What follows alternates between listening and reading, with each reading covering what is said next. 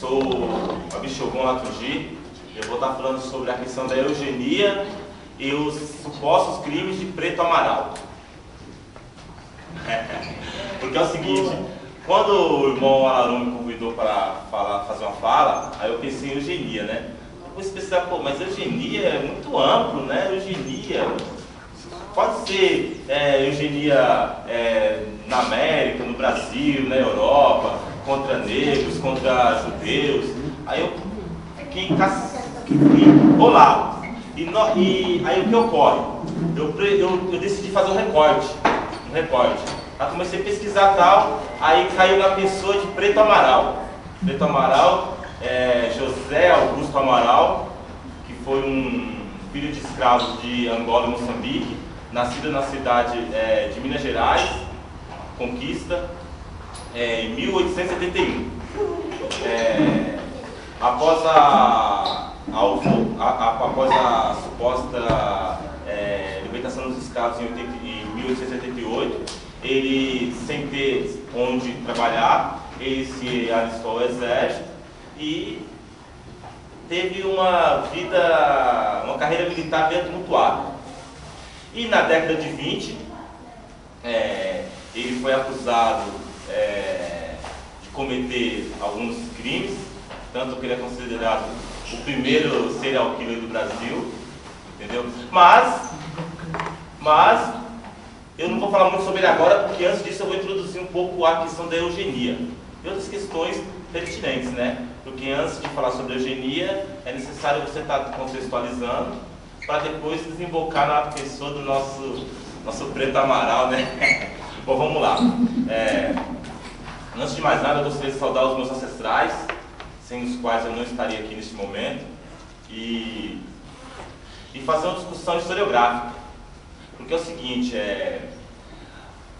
a história, ela tem um método, e por se tratar de uma ciência. Alguns pensadores ainda divergem do fato da história ser uma ciência ou não, mas ela tem todo um método de pesquisa e de trabalho. E, historicamente, as questões africanas no Brasil, não só no Brasil, mas no mundo, ela costuma ser analisada por um viés economicista e materialista, né? Muito por conta de uma tradição marxista da história e tal. E eu vou procurar fazer uma abordagem de uma outra perspectiva historiográfica, que é de uma perspectiva cultural e das mentalidades. Porque, ao meu ver, não tem como você entender as nossas questões por uma questão meramente econômica e materialista. Você tem que se utilizar de várias disciplinas, por exemplo, da antropologia, da psicologia, da geografia e etc. E aí eu peguei assim, alguns pensadores que trabalham um pouco nesse viés, que ajudaria para, de certa forma, estar trilhando esse caminho. Porque uma das grandes questões que se coloca ainda hoje é a questão da negrofobia. Negrofobia é fobia, aversão a tudo aquilo que é negro. Entendeu? E, por outro lado, a brancofilia, né? Que é o amor a tudo que é branco.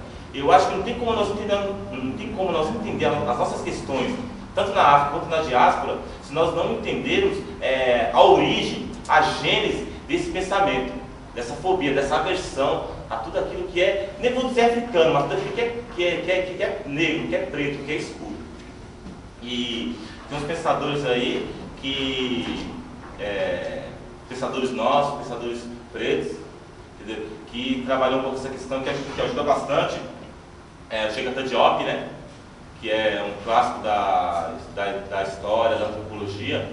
E o Cheikh Anta Diop, ele vai buscar a origem dessa fobia, dessa aversão, à formação como posso dizer, das primeiras populações brancas.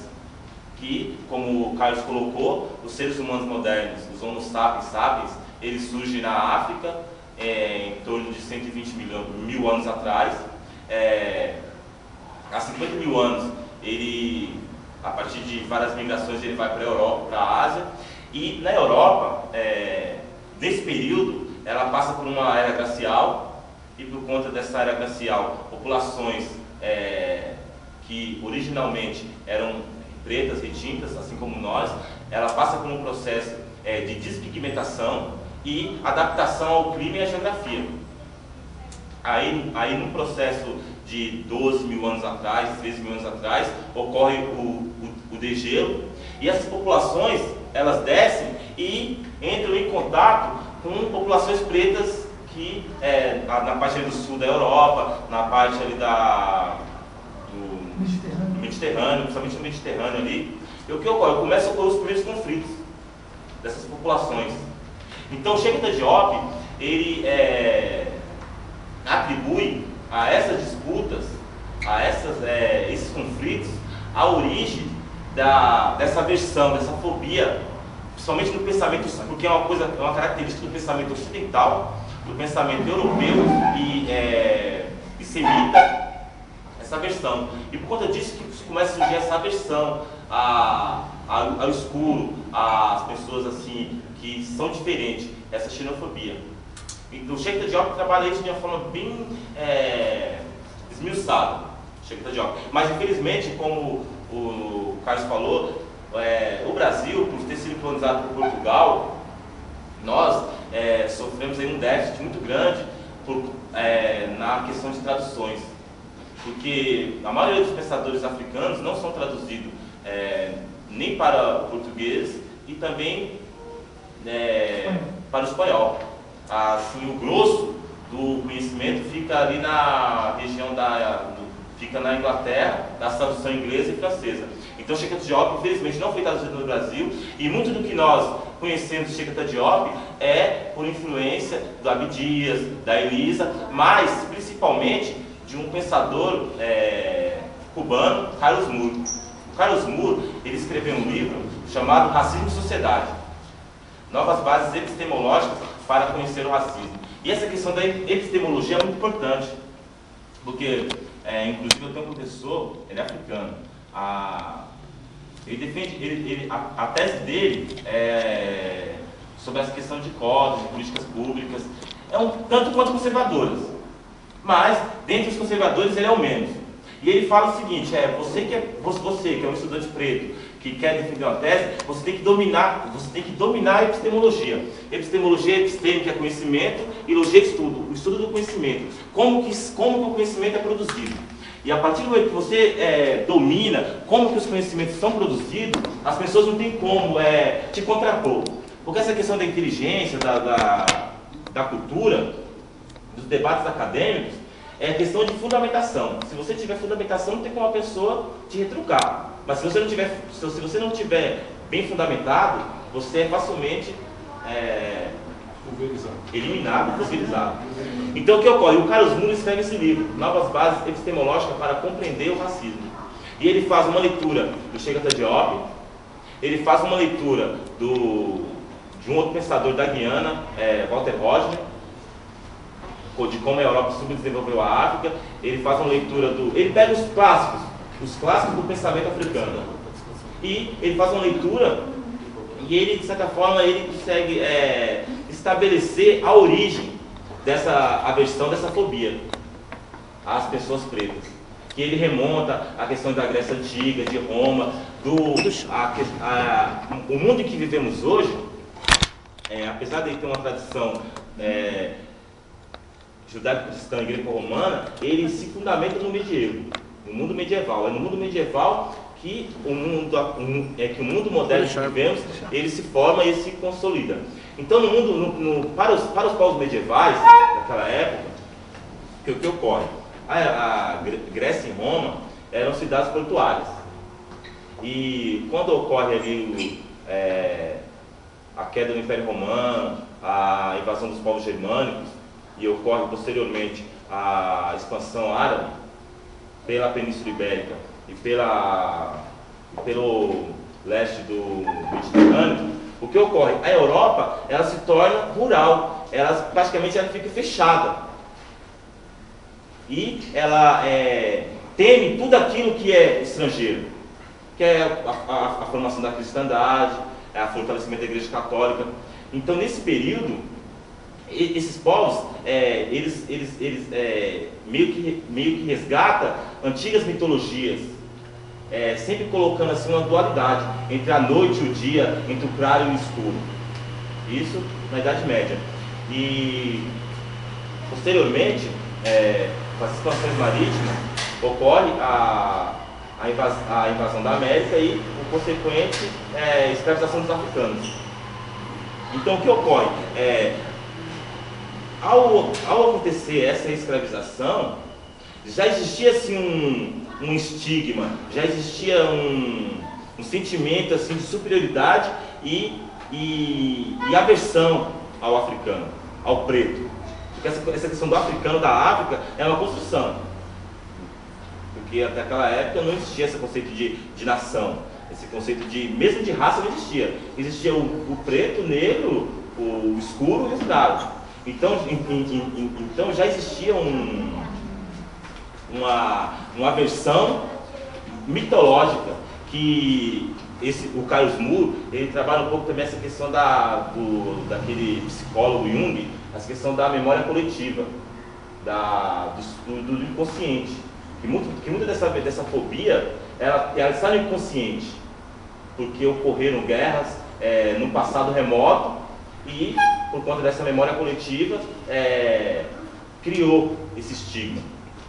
E o que ocorre? Aí ocorre a escravização dos africanos, mas tem que ter uma legitimação. Tem que ter uma legitimação dessas ações. A priori, como que essas legitimações se dão? A partir de uma perspectiva religiosa. Porque mesmo a Europa, ali na expansão marítima, com a transição da Idade Média para a Idade Moderna, que alguns historiadores falam que foi a transição do teocentrismo para o antropocentrismo, ainda fica a questão dos continuismos. Não ocorreu uma ruptura de fato. Então a mentalidade daqueles primeiros conquistadores era uma mentalidade teológica, teocêntrica, em que ele tinha que ter uma explicação religiosa para aquelas ações. Aí caiu aquela questão do mito de Noé, né? Que o Caio explicou quem é Cã sem Jafé. O filho de Cã foi amaldiçoado para ser escravo. Então essa era a justificativa para a escravização dos africanos. E a suposta inferioridade, entendeu? Aí teve diversos debates na própria Europa, principalmente na Espanha. Teve um debate muito famoso que foi de Bartolomé de Las Casas e Sepúlveda. Porque é o seguinte, antes da implantação da mão de obra africana no Brasil, não só no Brasil, mas principalmente nas Américas, era utilizada a escravização dos povos indígenas, dos povos nativos da América. Só que tinha um problema. Alguns teólogos católicos, principalmente o Las Casas, ele defendia que os indígenas eram seres humanos e possuidor de almas. Então, esses indígenas não deveriam ser escravizados. Isso era a tese do Las Casas. Só que o Sepúlveda, que era um outro teólogo espanhol, defendia que não, defendia que muito baseado nas teses aristotélicas da servidão humana, defendia que os indígenas deveriam ser escravizados. Só que teve debate, e não podemos esquecer que na Europa, nesse momento, quando está ocorrendo a situação do protestantismo, a Igreja Católica está perdendo espaço, está perdendo adeptos, e tem que manter essa hegemonia que vinha sendo construída há 1000 anos. Então é interessante para a Igreja Católica ter fiéis, ter almas a serem convertidas. Então decide-se que os indígenas não serão escravizados, serão convertidos, mas tem que ter uma substituição. E o Bartolomé de Las Casas, a priori, ele sugere a mão de obra africana.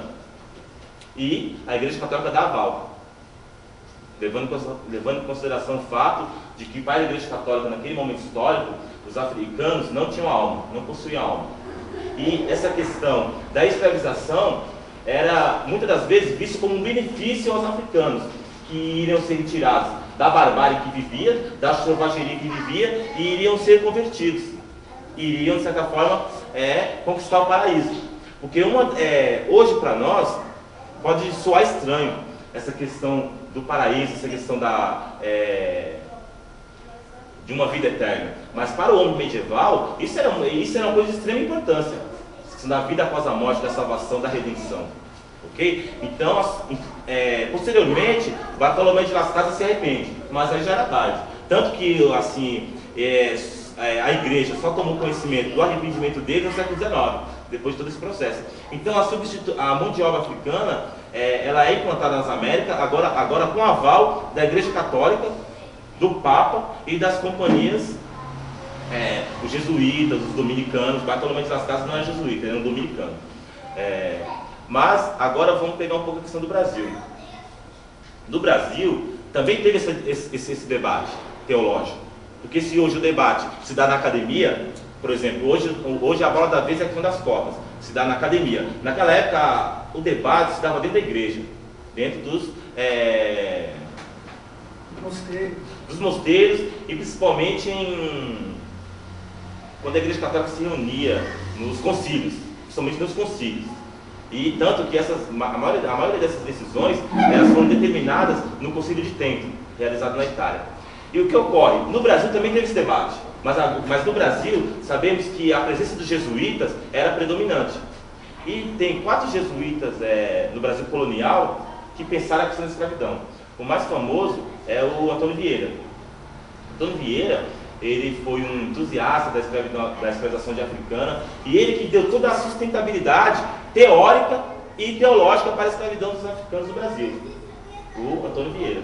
Depois vieram os outros, Jorge Bense, Antonil, Manuel Ribeiro Rocha, todos eles dando aval. Uns de forma mais descarada e outros de uma forma um pouco mais assim, progressista. Para a época, mas hoje a gente vemos que de progressismo ali não tinha nada. Isso no período colonial. E o que ocorre?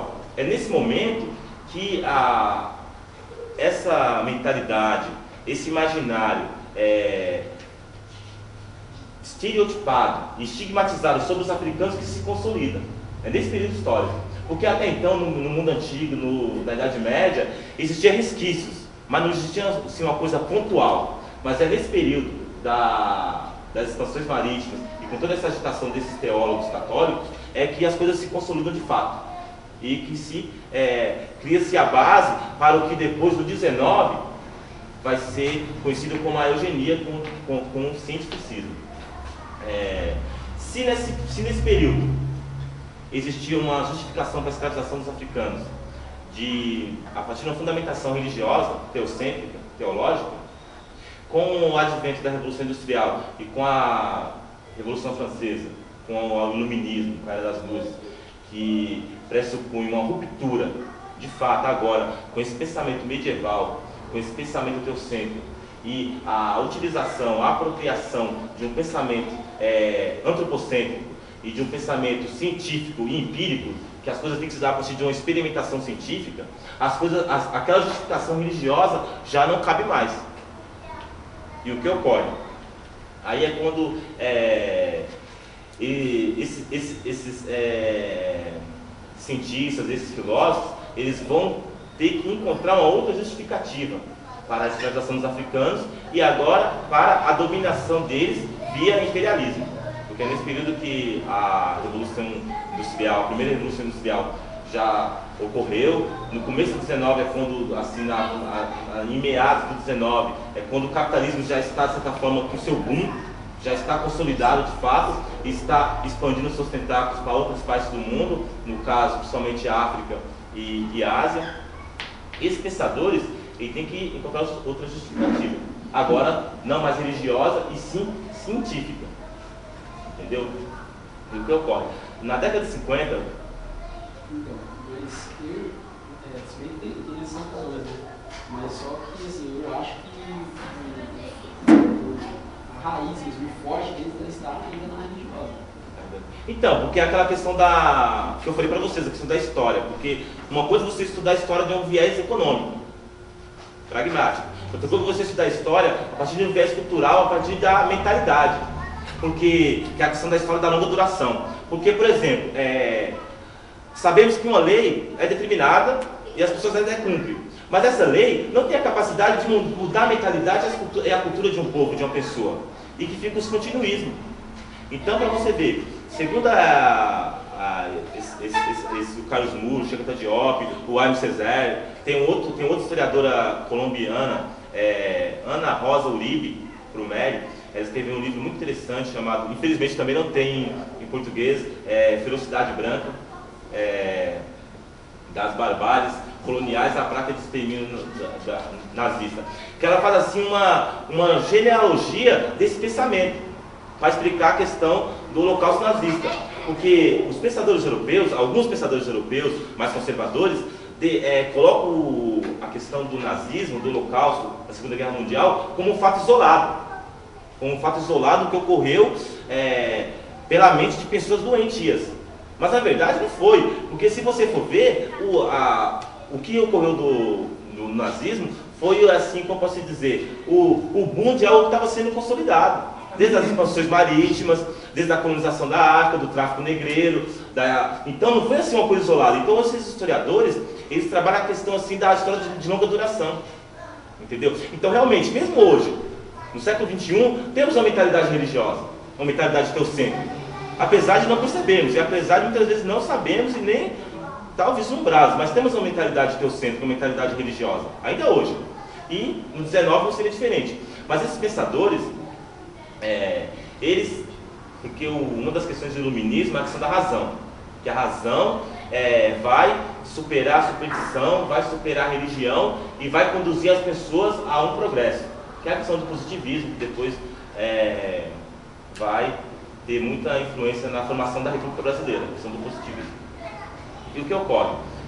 Nesse período histórico, na metade do 19, é quando Charles Darwin escreve A Origem das Espécies. Só que o Darwin, ele não estudou os seres humanos em específico, ele estudou as espécies por um todo. Só que infelizmente, ele deu assim um instrumental teórico para que depois outras pessoas utilizassem da tese dele para explicar a questão da origem dos seres humanos e do desenvolvimento da sociedade, que são conhecidos como os darwinistas sociais. E um dos principais falar eugenia é falar de Franz Galton. Franz Galton era primo de Charles Darwin. Esse Franz Galton, ele, a partir das teses do Charles Darwin, ele se apropria das teses de Darwin, que explicou a origem da seleção das espécies, as sobrevivências mais fortes no mundo animal, e ele vai trazer isso para a sociedade. A partir de uma perspectiva, vamos se dizer, científica, ele tem uma certa contundência na origem das espécies. Bom, aí o que ocorre? Franz Galton se apropria das teses de Darwin, agora não mais para explicar a origem das espécies, mas para explicar a sociedade. E aí é quando começa a ter uma outra justificativa para a origem das espécies, a hierarquia das raças. Aí tudo bem. Alguns pensadores até falam, bom, o ser humano surgiu na África, tudo bem, mas o ser humano, assim como as outras espécies, ele passou por um processo de evolução e adaptação. E culminou no homem branco europeu, que é o mais evoluído nessa pirâmide. E que os outros povos que ainda não chegaram a esse nível de desenvolvimento, a esse nível de evolução. E o que ocorre? A Europa, por conta da pilhagem da África, da América e da Ásia, tinha se tornado potências capitalistas, liberais, modernas, dos moldes em que o mundo, de certa forma, em grande medida é hoje. E por que a Europa se tornou essas potências? Por conta dessa evolução, por conta dessa superioridade de raciocínio, por conta dessa superioridade biológica. Isso na metade do 19. Aí o que ocorre? Se antes a justificativa para a escravização dos africanos era a questão da conversão a questão da salvação da alma deles, agora a justificativa é levar esses povos à civilização, levar esses povos o conhecimento científico, as instituições modernas, ou seja, a democracia, o Estado, o direito. Então agora, esses europeus, eles vão invadir, partirá a África, eles vão invadir e colonizar parte da Ásia por conta dessa mentalidade, de levar a esses povos o conhecimento científico e tecnológico, ou seja, a civilização. Porque agora não é mais a salvação, não é mais o paraíso perdido. Agora é a modernidade capitalista, liberal, democrática. Ok. Só que o que ocorre? Começa a ter problemas internos nessa lógica de pensar. Porque como você vai fazer com que o Brasil, por exemplo, seja um país moderno, civilizado, liberal, democrático, capitalista, com essa grande população de africanos e de indígenas e de mestiços, ou seja, uma sub-raça? Como que vai fazer? E levando em consideração o fato de que no Brasil, nesse período, a moura, árabe, islâmica, já tinham ocorrido muitas misturas.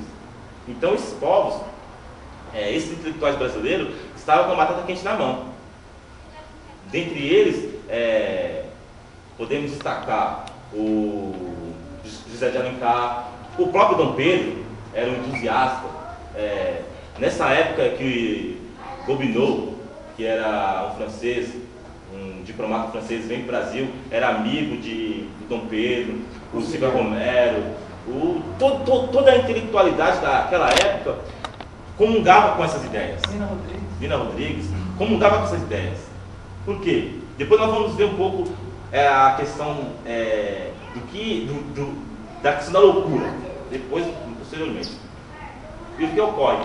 Esses intelectuais, eles começam a assimilar essas ideias europeias, do Gilton, do Spence, do Comte, porque o Comte é considerado o pai da sociologia e do positivismo. Ele pressupunha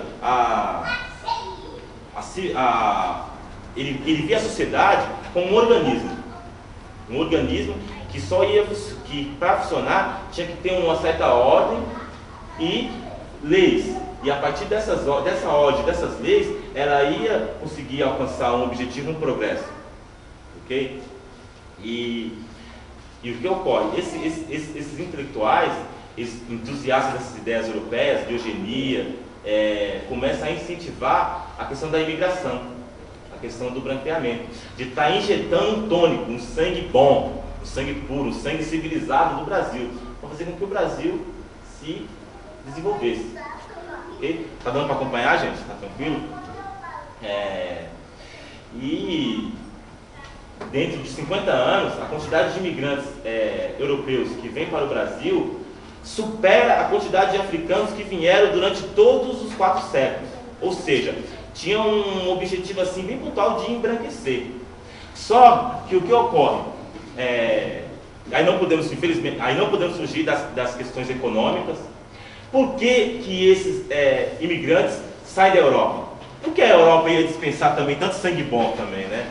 Aí que está as questões internas do capitalismo. Porque o capitalismo, quando ele começa a expandir na Europa, o que ocorre? Começa a ocorrer muito desemprego, muita crise interna. E essa Europa tem que encontrar um território para colocar e para jogar esse excedente de população. E ao contrário do que imaginamos, a população que vem para o Brasil não era população de primeira classe também na Europa, não era. Por exemplo, da Itália. Os italianos que vêm para o Brasil não são do norte da Itália, são do sul da Itália. Então, tem uma certa, mesmo dentro da Itália, tem uma diferença. O pessoal do sul, que é ali próximo do Mediterrâneo, é muito misturado com africanos, com mouros, com gregos, com árabes. Então, se vocês perceberem, a fisionomia deles são diferentes. Então, a população de italianos que vem para o Brasil é dessa região. Ou seja, era um povo que, de certa forma, era discriminado lá, tudo mais. Na Alemanha não acontece essa questão da discriminação pela raça, mas pela questão econômica. Então, a Europa ela tinha que ter um local para jogar esse excedente de população. E não podemos esquecer que é nesse período que está ocorrendo também na Europa muitas reivindicações por direitos, que é a formação das classes operárias, dos movimentos operários, da consolidação das ideias de esquerda, marxista e anarquista. Então essa população da Europa que vem para cá, a Europa também tem um objetivo pontual com isso.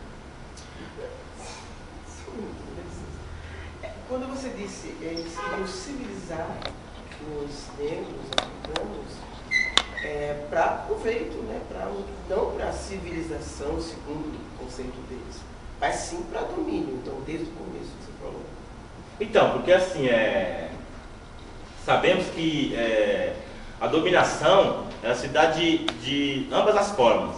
Ela se dá pela questão da repressão e pela questão da persuasão. Então, uma das formas que, quando a persuasão não resolve, aí vem a questão da repressão. Então, essa questão de estar, da mesma forma que os europeus foram condicionados a acreditar que eles eram superiores, os africanos foram condicionados a acreditar que eles eram inferiores. Ok? Então, assim, eu vejo assim, que nem foi a questão de condicionar de que eles eram inferiores. A questão foi simplesmente fazer uma barreira mesmo, entendeu? De europeu entre o império, entre o império, né, que estava no Brasil, e os negros. Então eles fizeram uma barreira com os europeus, né? Já justamente para eles poderem ficar isolados dos negros e os negros ficaram lá no lugar deles, que era no meio do mato e sendo caçados. Então, porque essa questão diferentemente da América, que a colonização se dá de forma homogênea. Só tinha aquela questão de que era cerca de um branco para cada 10 escravos, né? E aí tinha os exemplos das Antilhas lá. Então, isso as armas. Então, aí eu vou falar um pouco sobre. Porque diferentemente da América, que a colonização desde o século XVI se dá de forma homogênea, na África as coisas se dão de outras formas. Não ocorreu uma penetração do continente africano. Ocorreu o sistema de feitorias. Exceto o caso de Luanda, né? O caso que foi, de certa forma, tomada pelos portugueses, mas foi um caso à parte. Na maioria da África, ocorre o sistema de feitorias. E por quê? Por conta dos reinos africanos que já estavam estruturados, tinham um poder militar consolidado, que, de certa forma, causava uma barreira à invasão europeia. Tinha a questão da não adaptação dos europeus aos climas tropicais e equatoriais da África, a questão da malária, de algumas doenças que, de certa forma, os africanos já tinham criado imunidade dos europeus, que foi um empecilho. E, então, o que ocorre? No 19, com essa ruptura da mentalidade medieval, teocêntrica, com a mentalidade antropocêntrica e racional, científica e empírica, começa a ocorrer o desenvolvimento científico. Então, os europeus, eles desenvolvem vacinas que os imunizam. E a questão da metralhadora. A questão da metralhadora foi um dos pontos principais para a penetração do território africano. Porque aí começa a ocorrer um instrumento de guerra mais, de certa forma, sofisticado, que possibilitou a penetração, de fato, no continente africano. Isso no começo do 19, mas que se consolida, de fato, na penúltima década do século 19, que então, é a partir da África. Não existia nenhum tipo de arma. Não, a África... O exército africano. Os exércitos africanos. Então, o que ocorre? As armas utilizadas pelos povos africanos eram armas compradas dos povos europeus. E eram armas de segunda categoria, armas sucateadas. Porque eles não iam dar ali, tipo, como posso dizer, as suas melhores armas para que eles pudessem combater. Entendeu? Então, o que ocorre? É nesse período que ocorre a penetração de fato da África, que é a consolidação do capitalismo, um capitalismo que precisa de matéria-prima, que está no continente africano, e o mercado consumidor. Aí que ocorre a questão das pressões inglesas para o fim da abolição nas Américas e tudo mais. Então o que ocorre? Esses intelectuais do Brasil, voltando, esses intelectuais do Brasil, eles bebem de fato dessa mentalidade positivista, eugênica dos europeus. E eles querem implantar aqui no Brasil. Aí vou dar um salto, que eu vou passar já para o século XX no Brasil. Ok? Então, no começo do século XX, no Brasil, quando as ideias eugênicas, elas tomam, como posso dizer, um poder de fato, de influência na sociedade. E lembrando que desde nos Estados Unidos já existiam leis eugênicas estatais, do próprio Estado, nos Estados Unidos. Então, diferentemente do que alguns pensadores querem colocar a questão do nazismo como algo isolado, como uma criação de mentes doentias, quem iniciou essa questão da eugenia, e não vou usar a palavra, entre aspas, o nazismo, entre aspas, né? O nazismo é criação alemã. Entre aspas, o nazismo foi a Inglaterra, a França e os Estados Unidos, que criou de fato a manipulação dos seres humanos no laboratório, a esterilização, a pena de morte, leis que proibiam a reprodução de pessoas doentes mentais, pessoas que tinham alguma deficiência física. Foi Inglaterra e Estados Unidos, entendeu? Isso no final do século XIX e princípio do século XX. Só depois, na década de 30, que a Alemanha vai se apropriar e vai dar outros rumos a essas políticas. E o que ocorre? No Brasil, essas teorias, no começo do século XX, começam a ser discutidas por toda a inteligência. Aí é uma coisa assim, como pode-se dizer, hegemônica. Nina Rodrigues, Silva Romero, o próprio Euclides da Cunha, Tobias Barreto. No século XIX, um dos que contrapõe essa tese é o Machado de Assis. Machado de Assis é um que não bebe nessas ideias cientificistas, e ele é um contraponto, Machado de Assis.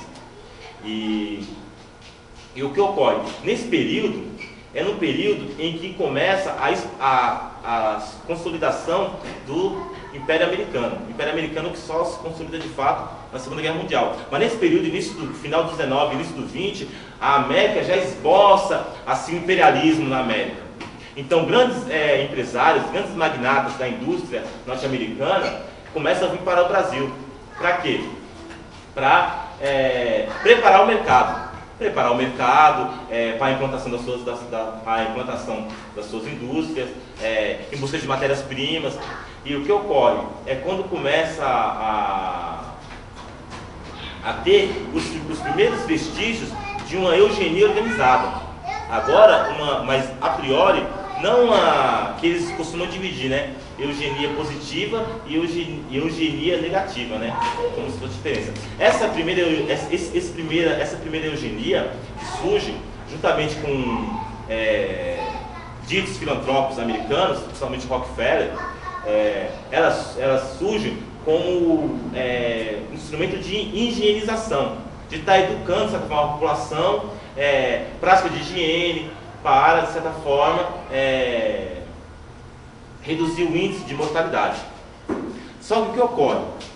Aquela questão da mentalidade, que fica o continuismo. Naquela época, o que era visto como são, como bonito, como belo, como inteligente? Era os brancos. Quem era visto como desajustado, porque essa questão quando falamos em higiene hoje, como falamos de conduta social hoje, tem um sentido, mas naquela época tinha outro. Por exemplo, naquela época, aquela pessoa que não tinha emprego, que vivia na rua, era considerado um desajustado. Ou seja, uma pessoa menos qualificada. E nesse período de transição do trabalho escravo para o trabalho livre, sabemos que o trabalho livre ficou para os imigrantes europeus e que os africanos escravizados foram jogados à sua própria sorte, sem possibilidade de se empregar. E o que ocorre? Essas pessoas estavam nas ruas, estavam nos cortiços, estavam nas favelas. Então essas pessoas eram vistas, eram tidas como algo a ser higienizado, a ser, de certa forma, eliminado, de fato. E como que esses intelectuais divulgavam as ideias? Hoje as ideias são divulgadas através da internet, através da televisão. Nessa época as ideias eram divulgadas através de romances, através da imprensa, né, jornais, e através de revistas.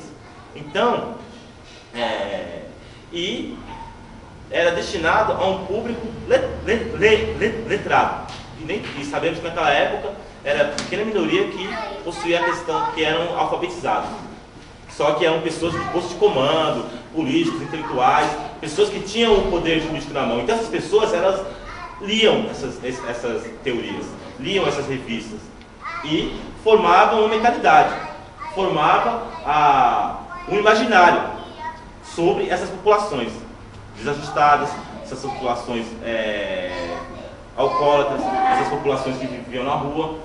Então, que deviam ser retiradas, que deviam ser, de certa forma, eliminadas para que o Brasil se tornasse um país moderno. Não só política e economicamente, surge a figura do Preto Amaral. Aí vamos falar um pouco sobre o Preto Amaral.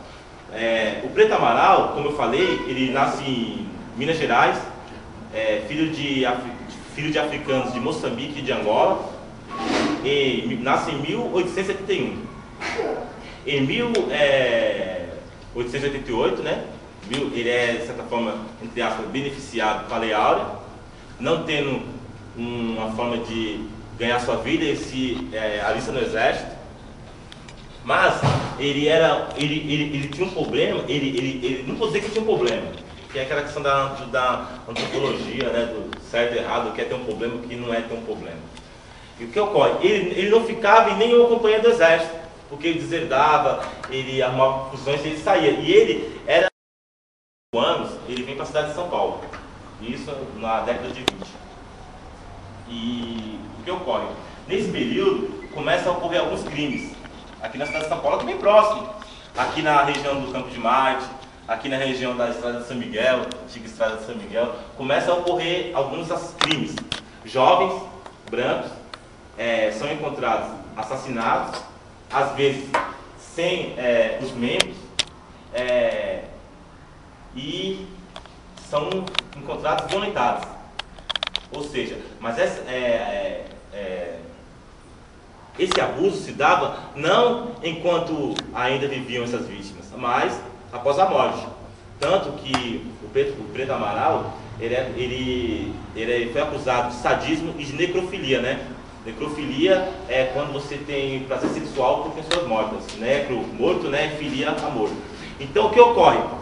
O Preto Amaral, após a sua terceira vítima, supostamente terceira vítima, ele é preso. Porque uma das vítimas, que supostamente teria sido dele, foge, vai até a polícia, dá uma descrição de como que era esse assassino. A polícia vai fazer uma investigação na região do Mercado Municipal, que era o local onde tinha ocorrido um dos contatos entre o criminoso e a vítima. E a partir de uma investigação, eles chegam até o Preto Amaral, que era uma pessoa muito conhecida no local, que era um morador de rua, que vivia de jogo, de trapaças, entre aspas, e era analfabeto, alto. E o que ocorre? O Preto Amaral é preso. E nesse período, esses intelectuais, esses jornalistas, começam a utilizar a pessoa do Preto Amaral para dar legitimidade àquelas teorias europeias, aquelas teorias eugênicas, aquelas teorias de que os africanos são biologicamente inferiores, estão propensos à criminalidade, na escala da evolução humana eles são infantis, eles não têm a mesma capacidade de raciocínio de compreender a questão do bem e do mal, do certo e do errado ainda. Então esses intelectuais, eles utilizam a pessoa do Preto Amaral, os supostos crimes do Preto Amaral, para justificar essas teses.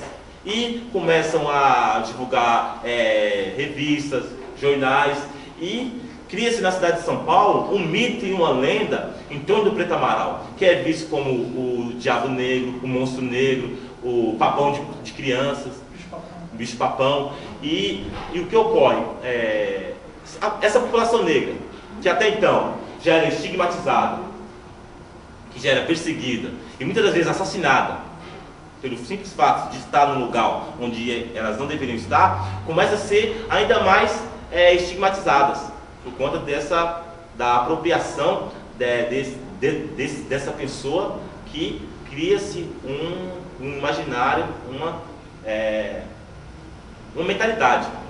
E o que ocorre? Nesse período, que tem um pouco antes, em São Paulo, em 1918, é fundada a primeira Sociedade Eugênica de São Paulo, que tem aí como um dos fundadores Renato Kell, que depois da Segunda Guerra Mundial, ele abandona suas práticas eugênicas e passa para trabalhar com a psicologia. E é considerado um dos pais da psicologia da personalidade, entendeu? É um figurão da psicologia do Brasil. E é o fundador da primeira Associação Eugênica de São Paulo. Isso em 1818. E dentro dessa, 1918. E nesse período, não é só ele. Tem aí o Monteiro Lobato, tem o Coquete Pinto, tem o Fernando Azevedo, tem a intelectualidade de São Paulo, toda ela era pró-eugenia. Cassiano Ricardo, e todos esses intelectuais, fundadores da USP também, todos eles comungavam com essas ideias. E o que ocorre? O Preto Amaral, ele é preso, como eu falei, aí, começam as contradições do caso, porque o Preto Amaral, ele era analfabeto, ele não lia e não escrevia. E durante o julgamento dele, foi torturado, evidentemente, e ele é assinado por testemunhas que estão presentes, a confissão dele, a confissão de culpa dele, em que ele confessa todos os crimes que ele tinha 2 álibis para 2 dos primeiros crimes. Ele não leu a confissão, porque ele não sabia ler. Ele não teve um advogado de defesa. E mesmo após a prisão dele, continuou ocorrendo os casos semelhantes em São Paulo, de pessoas, jovens, brancos, serem encontrados, violentados após de mortes, sem os membros. E o que ocorre? Essa questão do Preto Amaral é muito complexa, porque e após 6 meses, ele morre de pneumonia na cadeia, sem ser julgado. Ou seja, a questão que se coloca aqui não é se ele fez ou não fez, porque sabemos que cada cabeça funciona de uma forma. Aí pega um pouco aquela questão da psicologia, da história da loucura e do que é certo e do que é errado. Por exemplo, Foucault. Michel Foucault, ele trabalha muito bem essa questão, de que geralmente é louco, é desajustado aquela pessoa que não se encaixa nos perfis que são determinados pelas estruturas de poder. Ok? E sabemos que ninguém é dono de uma verdade absoluta e cada cabeça funciona de uma forma. E se na cabeça dessas pessoas que têm uma certa deficiência, se o que eles fazem, eles acham que de certa forma é certo, tipo assim, temos que julgar, mas a partir da nossa visão. Mas da percepção deles, muitas das vezes eles não estão fazendo nada demais. Então eu não estou aqui fazendo um julgamento de valores, e nem moral, nem ético, das supostas atitudes do Preto Amaral. Eu estou querendo falar aqui de um homem que foi, de certa forma, condenado, julgado pela sociedade, foi morto sem ter direito ao julgamento, e a história dele foi utilizada para criar um imaginário, uma mentalidade que legitimava uma teoria e detrimento à eliminação de uma outra parcela da população. Ok? E o que ocorre? A história do Preto Amaral, ela serviu de tese para um historiador, Paulo Renato, da Universidade da Unesp de Assis, em que ele trabalha justamente isso, essa questão do mito em torno do Preto Amaral e da eugenia na década de 20. E veio a calhar pelo seguinte: no dia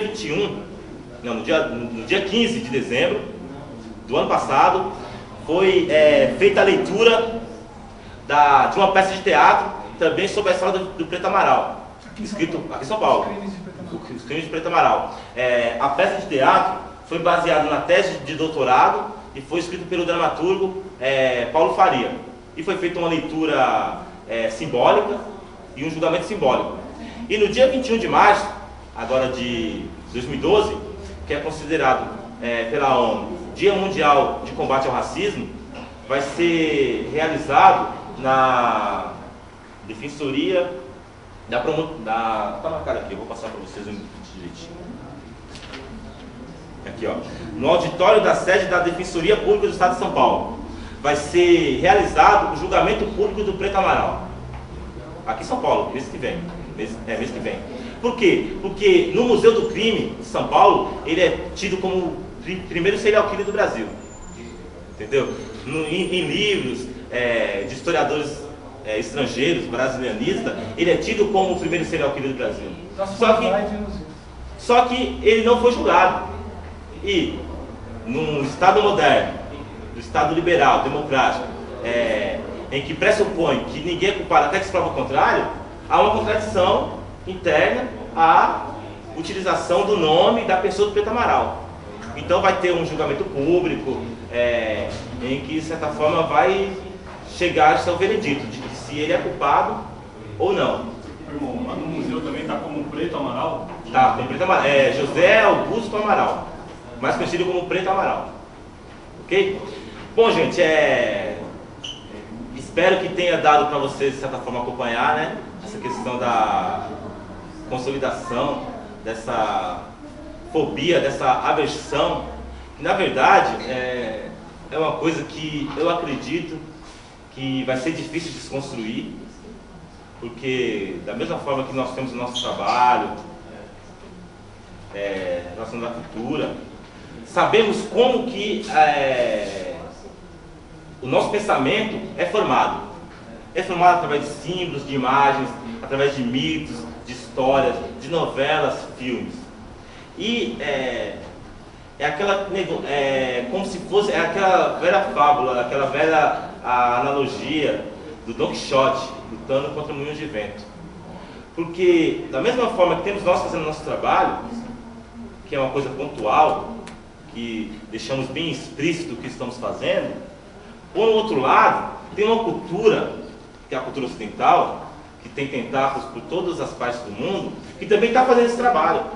Só que não é assim. Então, às vezes eles vacilam e deixam transparecer seus objetivos, mas na verdade é velada, que tende a consolidar essa questão da negrofobia.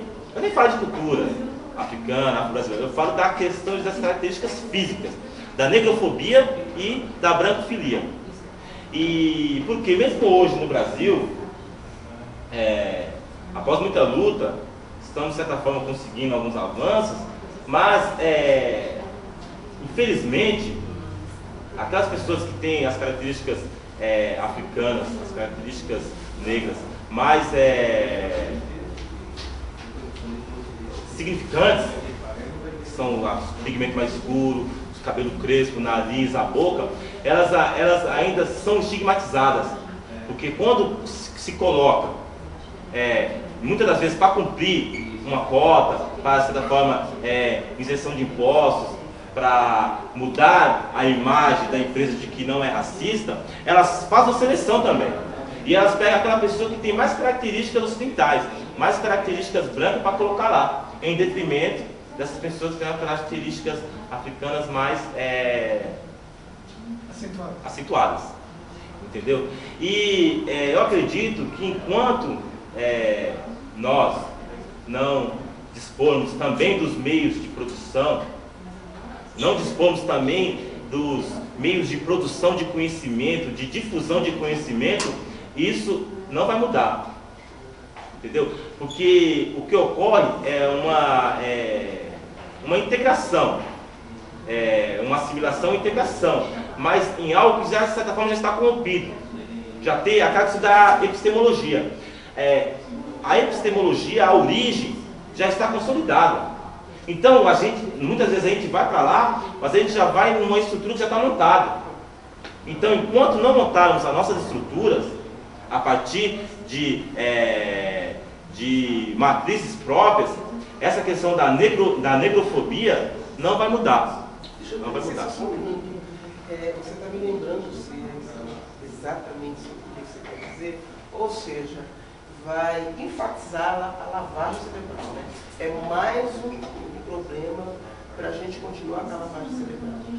E como, por exemplo, escravizar, eu não aguento mais ver aqui na televisão. Uma lavagem cerebral constante. Já passou 500 mil vezes a escravização. É uma forma de diluir todo esse trabalho da mulher. Sim, e um dos pontos que eu esqueci, que eu acabei me lembrando aqui agora, nesse período na Europa, no final do 19, é quando começa o desenvolvimento da ciência forense e da antropologia criminal, principalmente com a pessoa do Cesare Lombroso. Cesare Lombroso era um italiano que ele desenvolveu uma pseudo-técnica, ciência, né? Pseudociência, que a partir da medição do crânio de uma pessoa, das características físicas, testa, nariz, você poderia saber se aquela pessoa era delinquente ou não. Entendeu? Tinha cara de bandido? Cara de bandido ou não, de bandido. E é interessante que se você tem uma cara assim, você vai ser estrupador, você vai ser bandido, você vai ser vagabundo. Então traçava. E o Preto Amaral era, tipo assim, esteticamente falando, ele não se encaixava nem um pouquinho com isso. E tinha um agravante. O membro dele, porque naquela época era comum analisar assim, a anatomia das pessoas pretas africanas, muitas das vezes ser visto como algo exótico, né? Então, esses cientistas, esses peritos, eles constatam que o membro do Preto Amaral era muito enorme. E esse seria um dos fatores que ele era um estrupador. Ele era um necrófilo mesmo, porque...